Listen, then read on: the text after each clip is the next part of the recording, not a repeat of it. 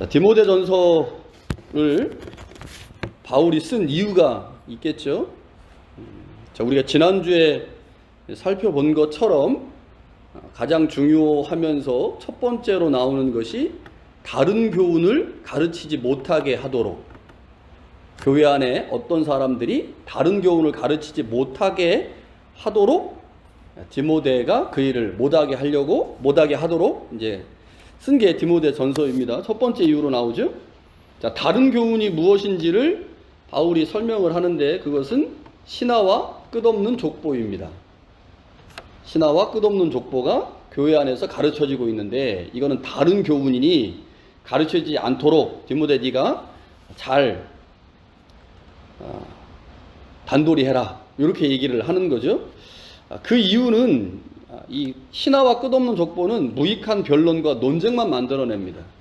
하나님의 구원사에게 어떠한 도움도 주지 못하기 때문에 바울이 단속해라, 이렇게 말하고 있는 거죠.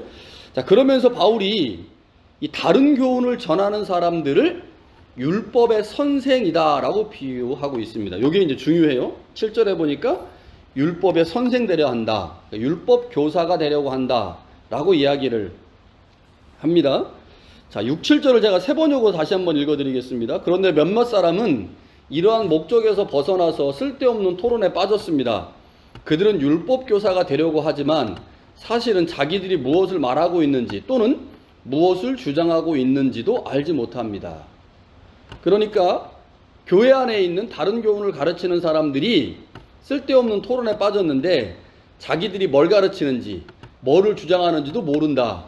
다른 교훈을 가르치는 사람들. 그런데 바울이 전도여행을 다녀보니 율법 교사들도 똑같다는 거죠.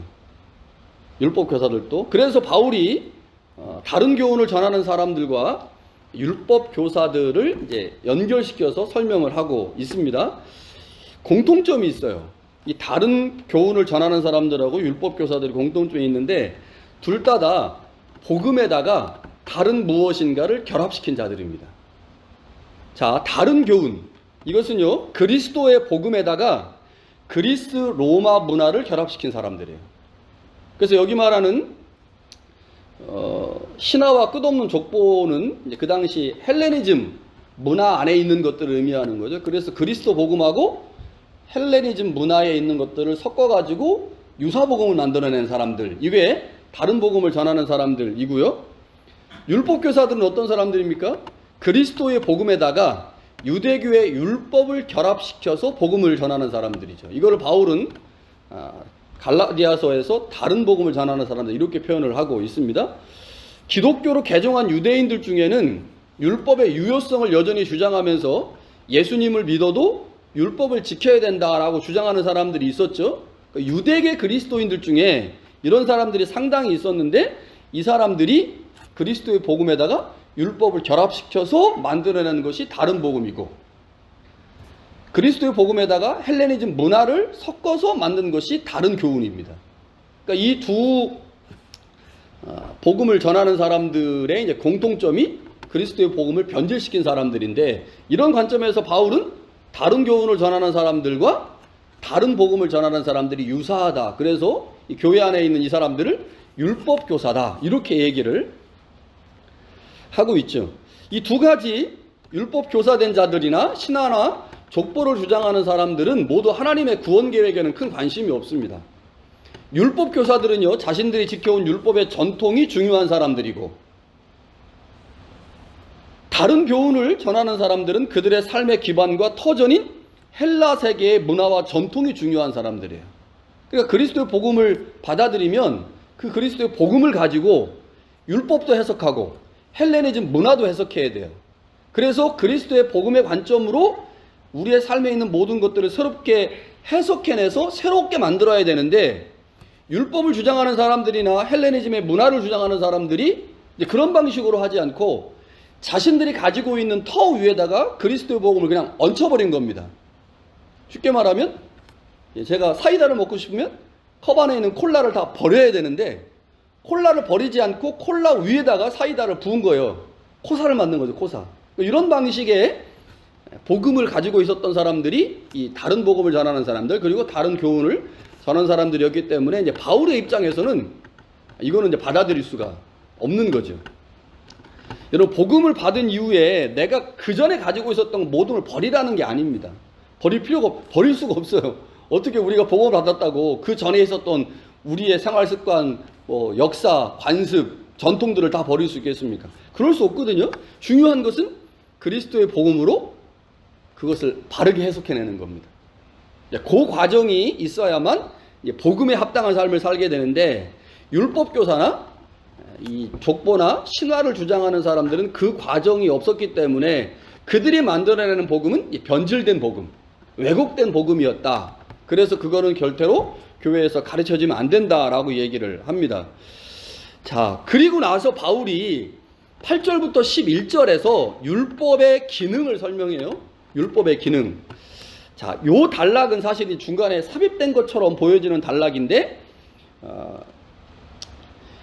6절에서 사실 11절로 가는 게 가장 문맥에서는 매끄럽습니다. 6절에서 11절. 그리고 7절, 그러니까 7절에서 11절.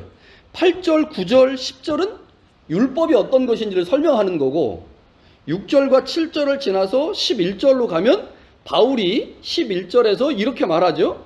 건전한 교훈은 복되신 하나님의 영광스러운 복음에 맞는 것이어야 합니다. 나는 이 복음을 선포할 의무를 맡았습니다.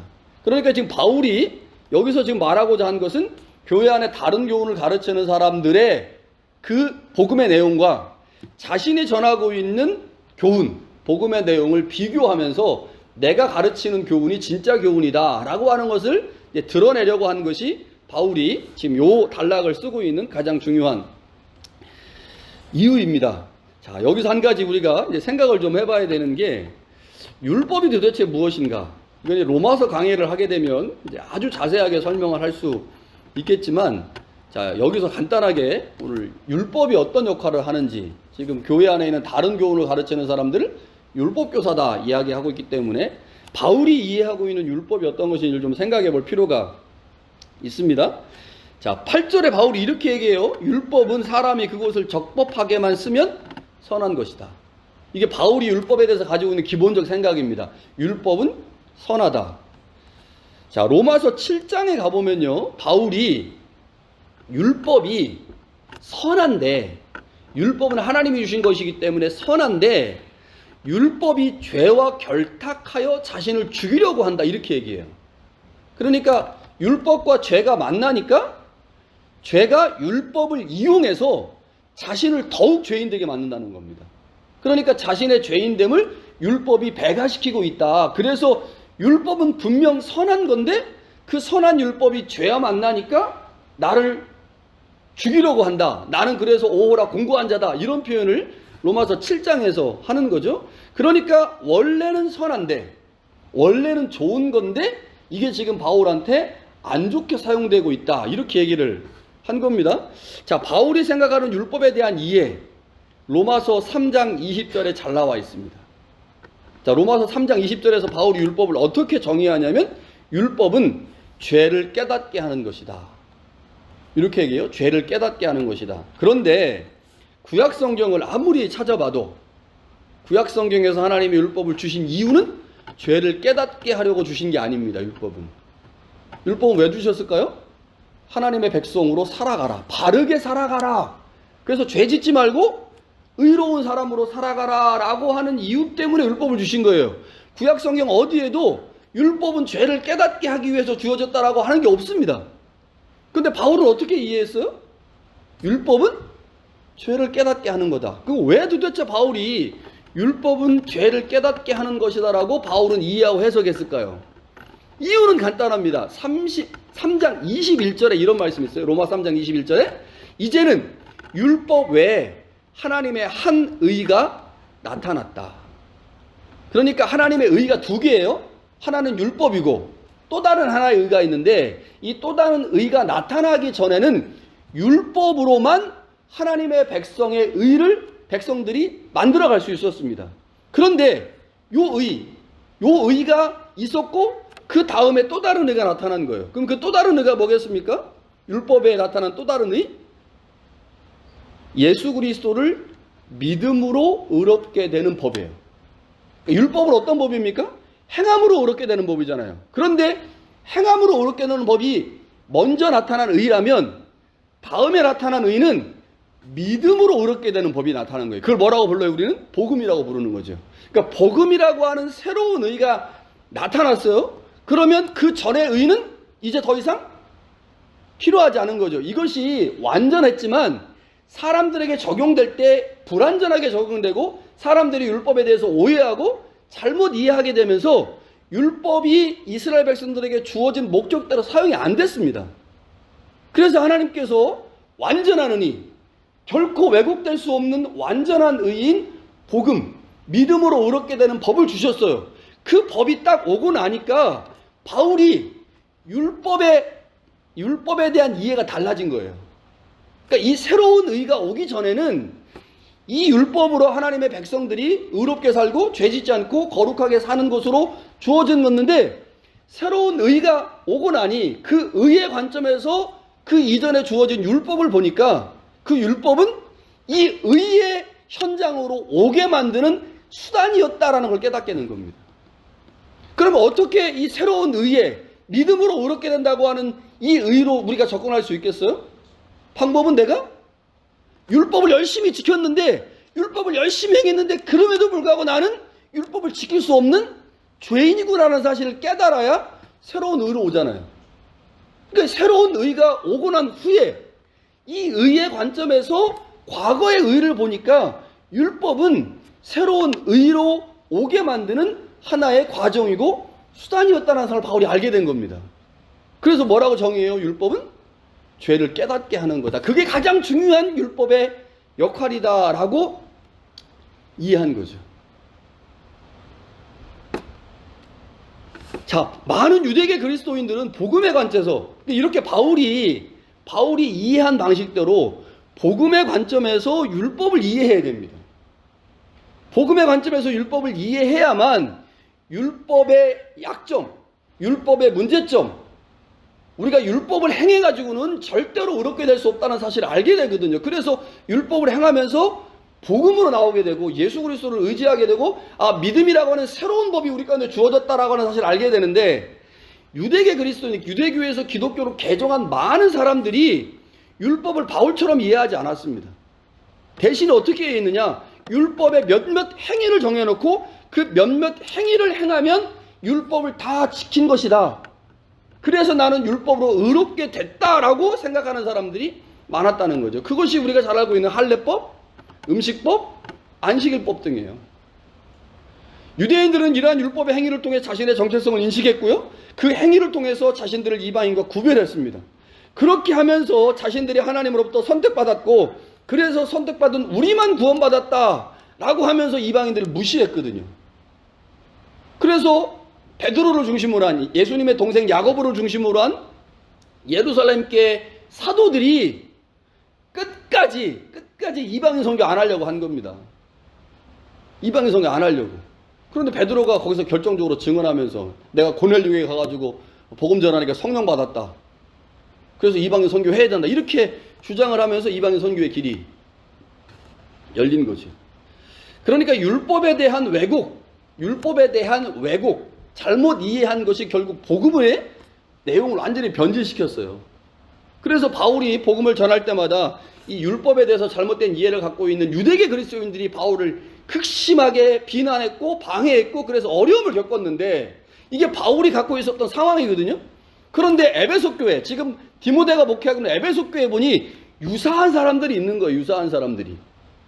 율법 교사들은 그리스도의 복음에다 율법을 결합시켜가지고 왜곡된 복음을 만들어냈는데, 에베소 교회에 있는 사람들은 그리스도의 복음에다가 그리스 로마의 문화를 결합시켜가지고 이상한 복음 만들어 놓고 그것 가지고 자기들의 영향력을 행사하려고 하고 교회를 힘들게 하는 사람들이 있었다는 거죠. 그래서 바울이 그들에게 경고하는 겁니다. 그러지 마라. 하나님의 구원의 역사와 아무 상관없는 일들을 중단해라. 그리고 디모데에게 그거 부탁을 하는 거죠. 하나님의 복음을 위해 우리에게 주신 많은 선한 도구들이 있습니다. 내가 그리스 헬라 철학과 문화를 많이 알고 있다. 이거 나쁜 거 아니잖아요. 내가 율법에 대해서 정통하고 있다. 이거 나쁜 거 아니에요. 그렇죠?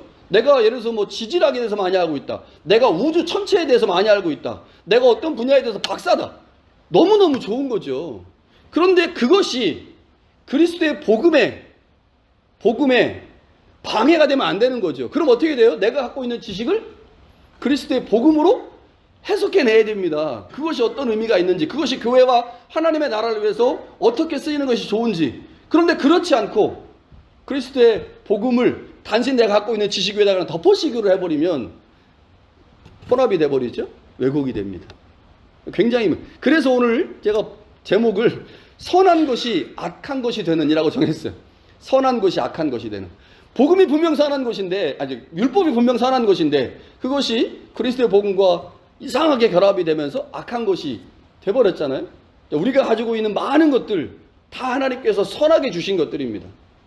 다 선하게 주신 것들이에요. 그런데 그것이 하나님의 복음의 관점에서 해석되어야만, 복음의 관점으로 돈을 보고 명예를 보고 문화를 보고 사회를 봐야만 그것들이 하나님을 위해서 쓰여지는 거지. 하나님의 관점이 아닌 그냥 돈, 그냥 명예, 그냥 문화를 보게 되면 그것이 우리 안에 들어와서 복음과 믹스되면서 우리의 복음을 왜곡시킬 가능성이 많다고 하는 거죠. 그래서 중심을 잘 잡아야 됩니다. 하나님의 말씀을 우리가 배우고 듣는 이유는 중심 잡기 위해서요. 중심 잡기 위해서. 이 복잡한 세상에서 중심을 잘 잡기 위해서 우리가 말씀을 듣는 것이니, 오늘 이 말씀처럼 하나님께서 우리 가운데 주신 복음이라고 하는 관점으로, 예수 그리스도를 믿는 믿음이라는 관점에서 우리의 삶을 바라보고 해석해낼 수 있는 은혜가 우리 가운데 있기를 간절히 축원합니다.